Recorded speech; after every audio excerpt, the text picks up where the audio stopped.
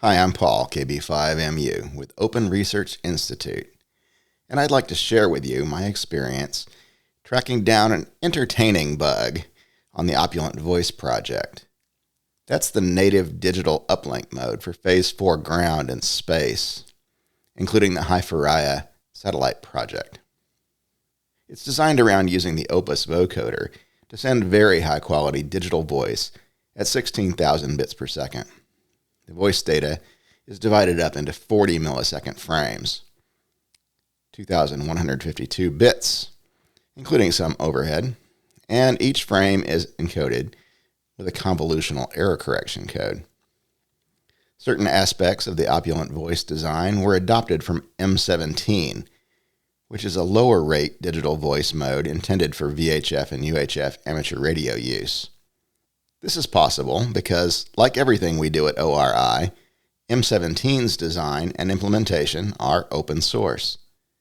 The M17 project published a prototype C++ implementation of their modulator, or transmitter, and their demodulator, or receiver, written by Rob Riggs of Mobile Linked. To get going quickly on Opulent Voice implementation, we started with that codebase. Since then, we've made many changes to the design to support the higher rate voice codec and our own ideas about the feature set. We've demonstrated early prototypes already, but we're still working on turning the codebase into a complete implementation of Opulent Voice. Along with the code that actually implements M17, Rob provided a number of unit tests that can be run automatically. Each unit test exercises a particular aspect of the implementation and checks the results. With finished code, all the tests should pass. It's considered good practice to rerun all the unit tests frequently during development. If a test starts failing, that points to some recent change that had unintended consequences and needs attention. So, the other day, while I was working on something else in the code, I happened to run the tests, and there was a new failure in the Interleaver test. We had not touched the Interleaver code in a few weeks, since Michelle Thompson and I finished redesigning the Interleaver for the updated larger frame sizes of Opulent Voice using RTP protocol layers. It passed the tests then, but now it was failing. As far as I knew, I had not changed anything that could break that part of the code. So, I began to investigate. Before I get into that, let me explain what an interleaver does. Remember I mentioned 40 millisecond frames and a convolutional error correction code. That type of error correction code is very effective at correcting isolated single-bit errors, as long as there aren't too many of them on average. It's not so great at correcting contiguous bursts of errors. Unfortunately, in the real world of radio, errors tend to come in bursts. In order to make the most of forward error correction, system designers need to scramble up the order in which the bits are transmitted, so that the contiguous bits damaged by a noise burst are spaced out and separated before they go into the convolutional decoder, like this. The original stream of bits is shown on top, and the interleaver is the function that scrambles them up, the crisscrossing arrows, into a new order shown on the second row. The bits are transmitted in the new order and arrive at the receiver on the third row, possibly with a burst error as shown here. Within the receiver, the deinterleaver unscrambles the bits, as shown by the lower set of crisscrossing arrows, spreading out the errors so that the FEC decoder has a better chance of correcting them. The interleaver shown here happens to be of the symmetric type. The two tangles of crisscrossing arrows look identical. Interleaving and deinterleaving are the same operation. This is because all of the non-vertical arrows come in pairs, each pair swapping a pair of bits in the transmission. Swapping them back is exactly the same. M17's interleaver is like that. It's a handy property, but not a necessary one. Here, the interleaver on top is symmetric, but the one on the bottom is not. However, there is still a systematic relationship between the arrows on top and the arrows on the bottom. Each arrow on the bottom is just the reverse of an arrow on the top. Simple enough, and just as good for our purposes. The Opulent Voice Interleaver is like that. So, how do you decide on a set of arrows? You want to spread out the burst errors as much as possible, but you also want the implementation to be simple. One really simple way to do it is called a row-column interleaver. You have a rectangular array of storage locations. You put bits in by rows and read them out by columns. Any burst error shorter than the row length is guaranteed to be spread out with spacing equal to the column height, and that's pretty good. This works well if the block size is a perfect square, or can be factored into two numbers of similar size. For block sizes that are prime, or have one large prime factor, things get a little messy. Besides that, the spacing achieved by the row-column interleaver isn't the best possible spacing. With some math, we can do a little bit better. All we need is a permutation. That is, for every bit position I in the original block, we need to be able to compute its new position f of I within the interleaved block. Every f of I has to be in the same range as I, namely from 0 to the block size minus 1. And every possible f of I must be used exactly once. In the code, this could be just a lookup table, a list of all the possible values of f of I. This table would have as many entries as our interleaver block has bits. That's not a tiny table, but it's not too big. We would still need to figure out what to put in the table. It can't just be random if we want to get the optimum spacing for burst errors. A good way to generate a suitable permutation is by using a permutation polynomial. A quadratic polynomial is enough. This is just an expression of the form ax squared plus bx plus c modulo the block size. And c might as well be 0 because it just rotates the whole interleaved block. The trick is in finding values of a and b that yield a permutation of the right length. There are tools for this in the program MATLAB. Michelle used those tools and some brute force searching techniques to come up with a permutation polynomial for Opulent Voice. F of x equals 1076 times x squared plus 59 times x, modulo the block size. This makes a permutation of length 2152, our frame size, and creates spacing that is very nearly the theoretical maximum. In the code, we don't actually bother with a lookup table. We just use the expression directly to compute the indices as we need them. At some point, we should probably measure how much CPU time this is costing us. Maybe switching to a lookup table would be a worthwhile optimization. So, what went wrong to make the unit test start failing? The test that failed is very simple. Let's take a look at it. The first line creates a frame-sized buffer of bytes, named DC in lowercase. The second line fills up that buffer by copying the bytes from uppercase DC. These bytes were chosen at random, but they weren't chosen just for the unit test. Instead of creating its own test data, the unit test reuses some random bytes that already exist in the code. These are the bytes used to randomize or whiten the transmitted data. As far as I know, it was just a convenient shortcut to use those bytes. The bits in both buffers are packed into bytes, which is what this version of the interleaver expects. The next 3 lines of code declare an interleaver object and call it once to interleave the buffer in place, and again to deinterleave it again in place. If everything is working right, the buffer should end up with exactly the original data, unchanged. The remaining lines check to see if that happened. This is the simplest possible test for an interleaver.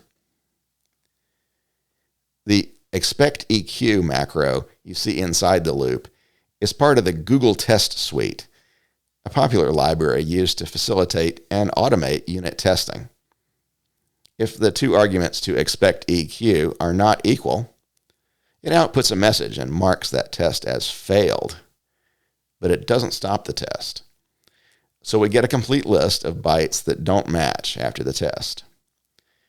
The output shows the value found and the value expected.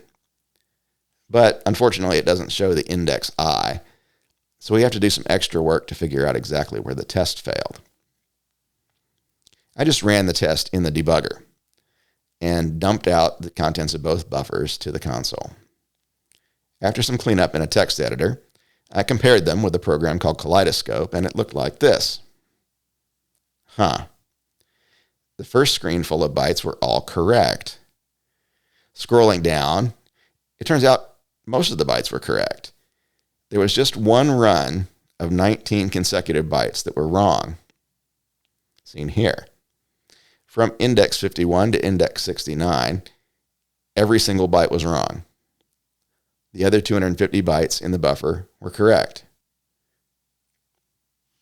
That makes no sense. How in the world could an interleaver fail that way? Well, the interleaver is not really working with bytes. It's working with the individual bits. They just happen to be packed up into bytes. Maybe the pattern will make more sense if we look at bit errors instead of bytes. I was hoping Kaleidoscope would color the erroneous bits for me, but apparently it's too smart for that. So I used some more text editor magic and converted that display into this one. Each X represents a bit error, and each dot represents a correct bit. It looks awfully random. There are 80 errors and 73 correct bits, which is pretty close to 50%, and there's no obvious pattern. I showed the results to Michelle, and she agreed that they looked random and made no sense, unless maybe the interleaver or deinterleaver was using a lookup table that had somehow become corrupted. It isn't. It uses the permutation polynomial directly. Here's the code. It's dead simple. So it's time for some more detailed code inspection. What could possibly go wrong? Here's the entire interleave function. Again, it starts by declaring a buffer the size of a frame of packed bytes. It pre-fills that buffer with zeros, although this is not really necessary. Then for every bit index I, it moves the bit at that index in the input to the corresponding place in the output. To do that, it calls 3 helper functions. After the loop ends, it copies the local temporary buffer over the input data. The local buffer goes out of scope when the function ends. Of the 3 helper functions, 2 of them, assign bit index and get bit index, just translate between bit indexes and bits packed into bytes. These functions are a little bit complicated, but they are exercised separately by a different unit test function, which has been passing reliably all along. Here's a bit of a spoiler. These functions and their helper functions all work fine, as far as I know. The other helper function, index, we've already seen. It just implements the polynomial. One line of code. So let's look at the deinterleave function. Does it look familiar? That's because it's almost identical to the interleave function. The only difference is that the copy is in the opposite direction, reversing the arrows, just as in the picture. I love that symmetry. I'll give you a few more seconds to appreciate it. These functions are all too simple and too systematic to cause the weird behavior we're seeing. Aren't they? Let's review the test results. We see 51 bytes correct, then 19 bytes wrong, then 199 bytes correct. Without knowing exactly where the wrong data is coming from, it's impossible to be completely precise about these counts, because some of the bits might be right just by accident. But it's highly unlikely that accidents change the picture very much. If we convert these counts to bits, we get 408 bits right, then 152 bits wrong, then 1592 bits right, plus or minus a few in each case. These numbers still don't make any sense to me. We've not found the clue we need to solve this mystery. The test results are completely repeatable, so it doesn't seem as if there's any kind of timing problem or memory corruption or anything that weird. In fact, everything here is completely simple and straightforward, except for the math that gave us the permutation polynomial. A quick check of the polynomial with Excel, and again with Python, showed that the expression does indeed yield a permutation over the range 0 to 2151. That is, each input from 0 to 2151 yields a different output, and every output is also in that range. So if the math is right, the computation must be going wrong somewhere. Let's look at that index function one more time. That one line of code is also pretty straightforward. Looks very much like the code that just worked in Excel and in Python. For input I, we multiply I by F1, which is 59. Then we multiply I by itself to get I squared, and then by F2, which is 1076. Add the two terms up and take the result modulo the block size, which is 2152. That all sounds exactly right. The only other code to look at is the function prototype at the top. It declares both the input index I and the return value to be of type size t, which is defined in C++ to be an integer data type big enough to hold any memory address. So it's guaranteed to be big enough to index any array. That's a big integer type, so it should be perfectly fine, except we aren't just using it to index an array, we're computing with it. And that quadratic term starts to look a little iffy now. 1076 times I squared, and I can be as big as 2151. Let's just compute that value before the modulo operation. Well, isn't that a suspicious number? Pretty close to a very familiar number from computer science, 2 to the power 32. Well, damn. This computation is too big to do in 32 bits. Exactly where does it break down? We can estimate that by undoing the expression. Divide 2 to the 32 by 1076 and take the square root. We can ignore the other term, it's much smaller. We get 1997 point something, so it looks like I values up to 1997 are probably fine, but I from 1998 all the way to 2151 will fail by integer overflow. That's 154 of the bit indexes computed wrong, which is a match for the approximately 152 errors we got from the count of error bytes. This completely explains the problem. And if we just force the arithmetic to be done in 64 bits, as shown here, recompile the code and rerun the test, it passes. Now wait just a second. How did this ever work? I didn't tell you this because I didn't know it was relevant until I'd reached this point in the debug process. But I don't always test on the same computer. That day I was testing on a Raspberry Pi, because that's about the right class of machine for our Phase 4 ground station. That's 64-bit hardware, but under the default Raspberry Pi OS, user programs run in 32-bit mode for compatibility. So size t is a 32-bit unsigned integer, and the calculation fails. On other occasions, I've developed on a virtual machine on the ORI Remote Labs Unraid server, running Ubuntu Linux in 64-bit mode. On that VM, size t is a 64-bit unsigned integer, and the calculation works just fine. And I was using the VM when we redesigned the Interleaver. It was easy to forget the difference between the Raspberry Pi and the VM, because I operate them both remotely using Visual Studio Code on my desktop Macintosh.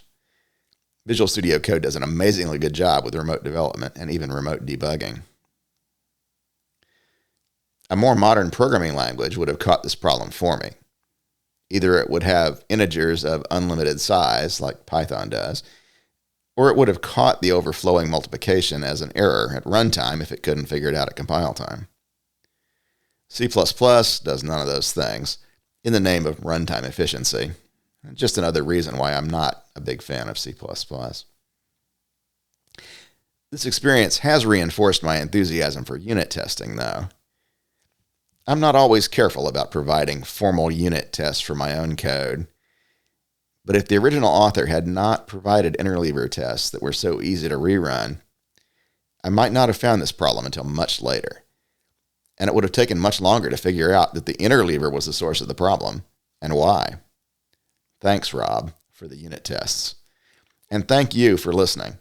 I hope you learned something, or at least found it entertaining to watch me struggle with this bug.